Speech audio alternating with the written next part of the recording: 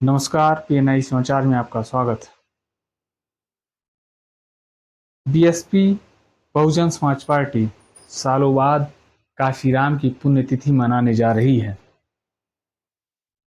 और इस कार्यक्रम का आयोजन उत्तर प्रदेश की पूर्व मुख्यमंत्री मायावती करने जा रही हैं।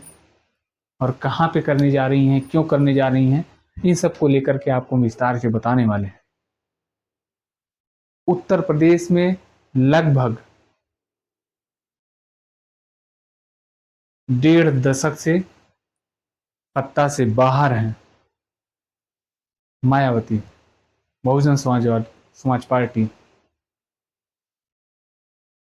किसी समय में बसपा का उत्तर प्रदेश में एक मजबूत नेतृत्व वाली सरकार हुआ करती थी बीएसपी की, लेकिन 2012 के विधानसभा चुनाव में समाजवादी पार्टी ने जिस प्रकार से जीत दर्ज की, तो कहीं न कहीं बसपा को सत्ता से बाहर होना पड़ा।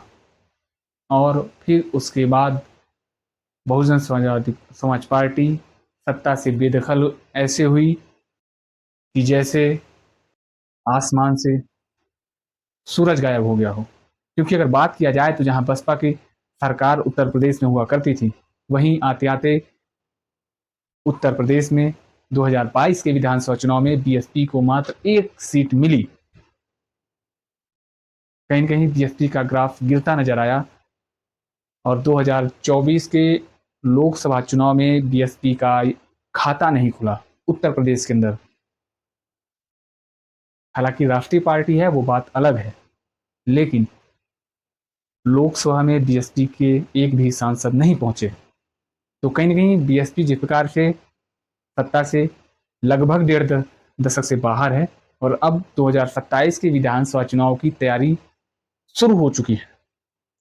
क्योंकि अगर हम बात करें बीएसपी की, तो मायावती ने जिस प्रकार से आकाश आनंद को पार्टी में अहम जिम्मेवारी दी और उसके बाद आकाश आनंद काफी फायर ब्रांड हुए। हालांकि 2024 के लोकसभा चुनाव में देखने को भी मिला, लेकिन एक एफआईआर के बाद आकाश आनंद साइलेंट मोड में चले गए, उनको साइलेंट कर दिया गया।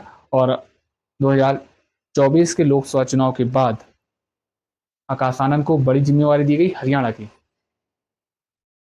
और अब मायावती 9 अक्टूबर को बसपा संस्थापक काशीराम की पुण्यतिथि मनाने जा रही है लखनऊ में।